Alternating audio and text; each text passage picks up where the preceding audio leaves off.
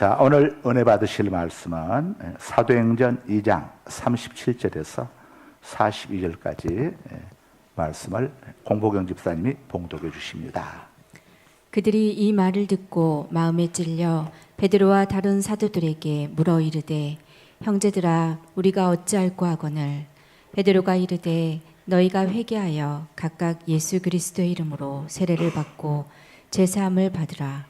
그리하면 성령의 선물을 받으리니 이 약속은 너희와 너희 자녀와 모든 먼데 사람 곧 주 우리 하나님이 얼마든지 부르시는 자들에게 하신 것이라 하고, 또 여러 말로 확증하며 권하여 이르되, 너희가 이 패역한 세대에서 구원을 받으라 하니, 그 말을 받은 사람들은 세례를 받음에 이날의 신도의 수가 3,000이나 더하더라. 그들이 사도의 가르침을 받아 서로 교제하고 떡을 떼며 오로지 기도하기를 힘쓰니라. 아멘. 아멘. 자, 오늘은 성령 강림절입니다. 예수님께서 이 땅에 임하신 날을 성탄절이라 이렇게 부르죠. 성령님께서 이 땅에 임하신 날을 성령 강림절이라 이렇게 부릅니다. 예수님도 하나님이시고 성령님도 하나님이십니다. 예수님은 인간의 몸을 입고 이 땅에 찾아오신 하나님이시고, 성령님은 영으로 이 땅에 찾아오신 하나님이십니다. 우리 예수님이 이 땅에서 33년 동안 거하시면서 이렇게 공생의 사역을 다 마치셨습니다. 예수님의 가장 큰 사역은 우리의 죄값을 해결해 주시기 위해서 갈보리 십자가에서 우리의 모든 죄를 짊어지시고, 자, 모든 피를 다 쏟으시고, 이제 내가 다 갚았다, 다 청산했다, 우리의 죄값을 다 청산해 주신 사역이고, 그리고 사흘 만에 부활하심으로 인해서 죽음의 문제까지 간절히 해결해 주신 이 귀한 사역, 죄와 죽음으로부터 누구든지 예수님을 믿으면 구원받을 수 있는 그 길을 열어주시기 위해서 이 땅에 육체를 입고 오셔서 죽으심과 부활을 통해서 우리의 죄 문제와 죽음의 문제를 다 해결해 주셨습니다. 자, 예수님이 이제 이 땅을 떠나가시면서 예수님이 가시게 되면 남아있는 사람들 얼마나 외롭겠습니까? 예수님은 우리의 부모와 같은 이런 역할을 이 땅에 계시면서 세상 어떤 부모도 해결해 줄 수 없고 어떤 왕도 해결해 줄 수 없는 인간의 죄 문제, 또 저주의 문제, 죽음의 문제, 각색각종 질고로부터의 또 치유와 모든 문제를 해결해 주셨는데, 예수님이 가시게 되면 얼마나 남아있는 주님을 섬기는 주의 백성들이 외롭고 힘들겠습니까? 그래서 오늘 우리 찬양대가 찬양한 것처럼 우리를 그와 같이 내버려 두시지 않기 위해서 이런 사정을 아신 전지하신 성부 하나님께서 성령님을 이 땅에 보내신 겁니다. 그래서 주님 다시 오시는 그날까지 영원토록 우리와 함께 우리 곁에서 우리를 부모처럼 돌보아 주시고 또 지켜주시고 하시도록 성령님을 보내주셨고, 2000년 전 우리 집사님 기도처럼 2000년 전 이 땅에 오신 성령 하나님은 이 땅에서 예수님을 구주로 영접하고 하나님을 섬기는 우리 성도들 곁에서 함께 임마누엘 동행하고 계심을 여러분 믿으시기 바랍니다. 인정하시기 바랍니다. 그래서 성령님도 인격을 지니셨습니다. 우리 사람들 다 인격을 지니고 있지 않습니까? 그래서 이 인격적으로 대해줄 때에 사람들이 다 좋아하죠. 이것처럼 우리 성령님도 어떤 파워가 아니라 성령 하나님, 권능을 가지신 전능하신 하나님이십니다. 그래서 우리가 성령님도 인격적으로 이렇게 쭉, 성령을 부르실 때도 성령님이라고 부르는 게 이게 바른 표현이죠. 과거에 우리 신학적인 체계가 제대로 안 되어 있을 때는 성령님의 정체에 관해서 목사님들이 이걸 어떻게 설교하나 고민들이 많이 있었던 것 같아요. 그래서 성령님을 어떤 큰 능력, 인격을 가지신 하나님이 아니라 어떤 하나님이 보내신 특별한 어떤 능력으로 이렇게들 많이 생각들을 했었습니다. 그런데 성령님은 인격을 가지신 하나님이십니다. 우리 하나님도 인격을 가지고 계시죠. 그래서 우리가 하나님을 향하여 불평하고 원망하는 이야기들을 하게 되면 하나님이 굉장히 기분 나빠하십니다. 민수기 14장 28절에 보게 되면 이스라엘 백성들이 가데스 바네아에서 이제 12명의 정탐꾼을 여리고로 보냈습니다. 가나안 땅으로 보냈는데 그들이 가나안 땅을 정탐하고 돌아와가지고 10명의 정탐꾼이 거기서 아주 하나님 들으시기에 너무너무 기분 나쁜 말들을 하지 않습니까? 이제 우리는 다 죽었다. 우리 하나님 여호와가 우리를 여기서 다 죽이시려고 여기까지 데리고 왔다. 이제 우리는 저들 앞에 우리는 저들을 우리가 당해낼 수가 없다. 저들의 성은 견고하고 저들의 덩치는 전부 장사들다. 항우 장사들다. 감당할 수가 없다. 우리 남자들은 다 죽고 우리 아내들은 저들의 첩이 될 것이고 우리 아이들은 저들의 종이 될 것이다. 우리가 살 수 있는 길은 애굽으로 돌아가는 길밖에 없다. 우리 하나님은 전혀 우리에게 아무런 도움도 되지 않는다. 이런 막 나가는 이야기들 막 퍼부어댔어요. 그런데 하나님이 이걸 다 들으셨어요. 그래서 민수기 14장 28절에서 내가 너희가 한 말들 다 들었다. 여러분들, 하나님은 어제나 오늘이나 영원토록 동일하시니까 하나님은 들으시는 데서 함부로 말하면 절대 안 됩니다. 특별히 성전 안에서 정말 조심해서, 제 목회 경험입니다. 정말 조심해야 합니다. 말 한마디 정말 조심해서. 여러분 기도하시고 난 다음에도 아이고 나가시다 누구 만나가지고 아이고 집사님 기도 많이 하시고 오시네요. 아이고 집사님은 정말 복을 많이 받으시길 할 때 말 잘해야 합니다.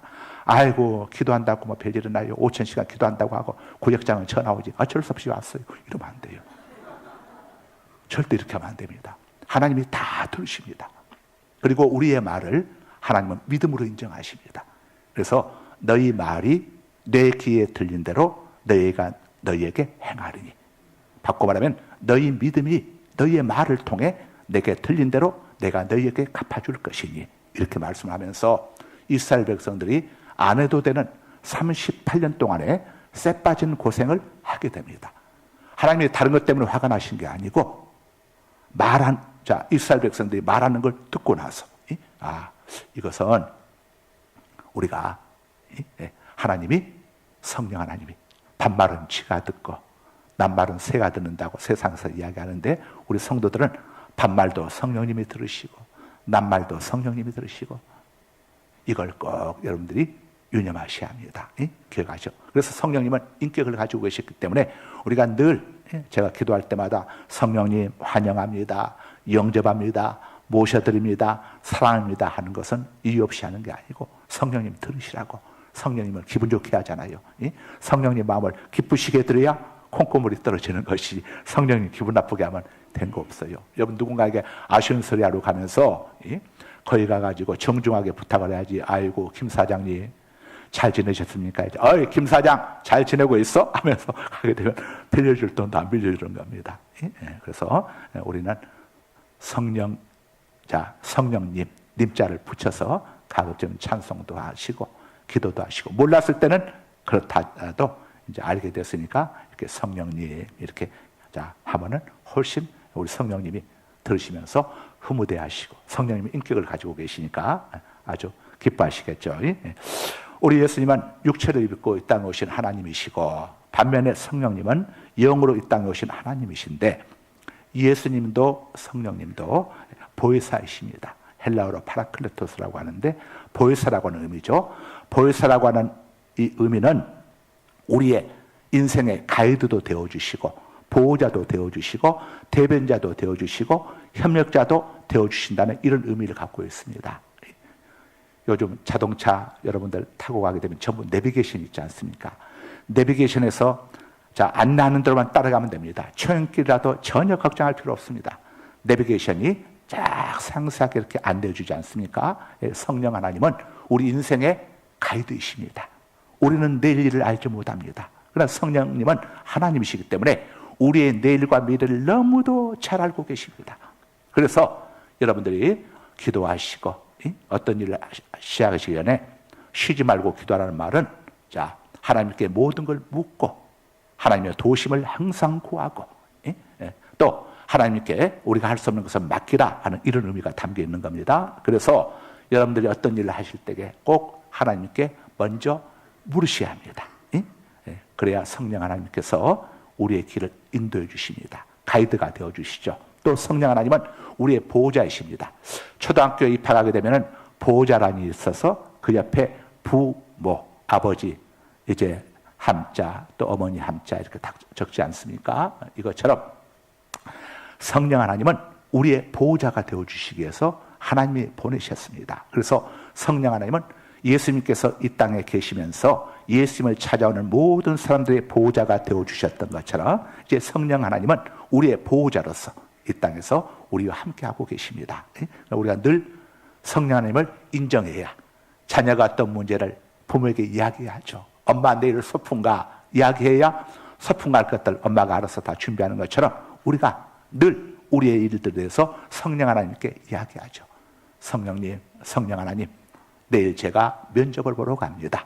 성령 하나님, 내일 바이오와 중요한 만남이 있습니다. 우리가 성령 하나님께 늘 인정하고 의지해야 합니다. 자, 또 성령 하나님은 우리의 대변자가 되십니다. 그래서 우리의 작은 신음에도 응답해 주신다고 성경이 말씀하죠. 우리의 작은 신음에도 응답해 주시는 분이 바로 성령 하나님이십니다. 그래서 우리가 이 작은 정말 고통스럽고 힘든 정말 어찌할 수 없는 이런 부분까지도 우리가 하나님께 기도할 때에 우리 곁에 계신 성령 하나님께서 우리의 대변자가 되어 주셔서 하나님께 아버지 하나님께 또 아뢰 주시는 거죠. 또 우리가 기도할 때에 또 마귀 사탄이 우리를 정죄할 수가 있습니다. 저 아무개는 이렇고 이렇고 이렇습니다 하고 정죄할 때에 우리의 변호사로서 성령 하나님이 자 우리를 또 변호해 주십니다. 저 아무개는 저 사단이 지적한 것처럼 그렇지만 저는 예수님을 그리스도로 구주로 영접하고 하나님의 자녀가 된 집사입니다. 저 집사 때문에 예수님께서 십자가에서 저 죄값을 대신 짊어지고 고난받고 죽지 않았습니까? 하고 우리의 변호사가 되어주십니다. 또 성령 하나님은 우리 협력자가 되어주시죠. 우리의 가장 좋은 협력자입니다. 세상 사람들에게 어떤 도움을 요청할 때는 사람 만나기도 쉽지가 않습니다. 어려운 부탁 여러분 한번 전화하고 또 한번 해보세요. 이 휴대폰은 꺼져 있다는 메시지가 바로 나오지 않습니까? 그러나 성령 하나님은 우리가 아무리 많은 부탁을 해도 즐거워하시고 기뻐하시고 내가 나를 인정해 주는구나 하고 기뻐하고 즐거워하시면서 우리를 도와주시는 분이 바로 성령 하나님이신 겁니다.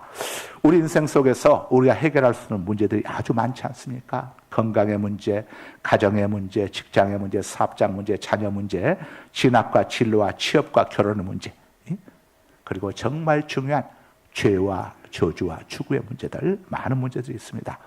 우리는 유능하고 또 무능하고 우리는 유한한 존재죠. 우리는 정말 능력이 없습니다. 무능합니다. 또 우리 능력에는 한계가 있죠. 그래서 이런 문제들을 우리 스스로 해결할 수 없습니다. 물론 우리 곁에는 가족도 있고 병원도 있고 또 나라도 있습니다. 그러나 이런 존재들이 우리를 돕는 데는 한계가 있습니다. 가족이 해줄 수 없는 일들이 얼마나 많습니까? 의사가 고칠 수 없는 질병들은 또 얼마나 많습니까? 나라가 해결해 줄 수 없는 문제들은 또 얼마나 많습니까? 그런데 우리 하나님은 전지하시고 모든 걸 아시고 전능하십니다. 그래서 하나님 우리에게 이렇게 말씀을 하십니다. 이사야 41장 10절입니다. 두려워하지 말라 내가 너와 함께함이라. 놀라지 말라 나는 내 하나님이 됨이라. 내가 너를 굳세게 하리라. 참으로 너를 도와주리라.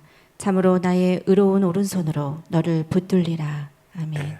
자, 하나님께서 우리를 언제든지 도와주시겠다는 하나님의 의지를 밝히고 계시죠. 전능하신 하나님께서 2000년 전 인간의 몸을 입고 이 땅에 오셨는데 그분이 바로 예수님이십니다. 그런데 그 시절 예수님을 통해서 도움을 받을 수 있었던 사람들은 이스라엘 땅과 그 인근 지역에 거주했던 사람들의 한정되었죠. 자, 예수님을 만난 사람들만 한정되었습니다. 부활하신 예수님이 계속해서 저 유대 땅에 계속 머물러 계셨다면 얼마나 좋았겠는가 하는 생각을 가지신 분들도 또 있을 수 있습니다. 만일 그렇다면 얼마나 우리가 오늘 불편하겠습니까? 해결해야 할 문제가 있을 때마다 우리는 예수님 만나러 저 위험한 이스라엘까지 가야 합니다. 또 예수님 계신 곳을 찾아간다고 해도 인산인해 이룬 사람들로 인해 가지고 우리는 예수님 그림자도 못 보고 아마 돌아와야 할 겁니다. 하나님은 우리의 이런 사정을 너무도 잘 아십니다. 그래서 누구든지 믿음만 있으면 예수님 만날 수 있는 길을 열어주시길 원하신 겁니다. 몸은 시간과 공간의 지배를 받습니다. 그러나 영은 시간과 공간에 제한받지 않습니다. 마치 CNN 뉴스가 전파통에 TV 주파수가 맞춰진 지구촌 모든 안방에 들어갈 수 있는 것과 같습니다. 따라서 CNN 주파수만 맞추면 지구촌 어디에서도 CNN 뉴스를 볼 수가 있죠. 마찬가지로 우리 성도들이 믿음으로 주님께 주파수만 맞추면 2000년 전 예수님이 행하신 놀라운 일들을 우리 삶 속에서 경험할 수 있습니다. 바로 영으로 오신 성령 하나님께서 믿음의 주파수를 맞춘 성도들에게 역사하시기 때문이죠. 자, 이 시간 오늘 여러분이 이 성령 강림절 맞이해서 이 복된 자리에 어떻게 여러분이 참석할 수 있게 된 줄 아십니까? 성령 하나님께서 여러분 마음을 감동시켜 주시고 이끌어 주셨기 때문에 이 자리에 오게 된 겁니다. 요한복음 6장 44절입니다. 나를 보내신 아버지께서 이끌지 아니하시면 아무도 내게 올 수 없으니 오는 그를 내가 마지막 날에 다시 살리리라. 아멘. 네, 성령 하나님께서 여러분들 이끌어 주셨습니다. 여러분의 두 발로 오셨지만은 자, 누구는 발이 없어서 못 오겠습니까? 성령 하나님께서 이끌어 주셨기 때문에 예수님을 구주로 영접하고 하나님을 섬긴 자리에 올라올 수 있게 된 겁니다. 그래서 여러분들에게는 뭐가 약속됐습니까? 마지막 날에 다시 살리리라. 구원과 몸의 부활과 영생을 얻었음을 예수님께서 확실히 밝혀주시고 계시죠. 또 요한복음 6장 65절입니다. 또 이르시되 그러므로 전에 너희에게 말하기를 내 아버지께서 오게 하여 주지 아니하시면 누구든지 내게 올 수 없다 하였노라 하시니라. 아멘. 믿으시면 아멘 하십시다. 동의하시면 아멘 하십시다. 인정하시면 아멘 하십시다. 아멘 잘해야 우리 마음과 생각 속에는 스트레스가 말끔히 해소가 됩니다. 요즘 담배 전혀 피우지 않는 한창 나이에 남녀분들이 폐암으로 죽는 경우가 적지 않습니다. 그 주된 이유가 스트레스라고 합니다. 병원에서 스트레스 치료 못 해줍니다. 약으로 스트레스 해소 못 합니다. 스트레스 치료제는 천국 백신인 아멘임을 믿으시기 바랍니다.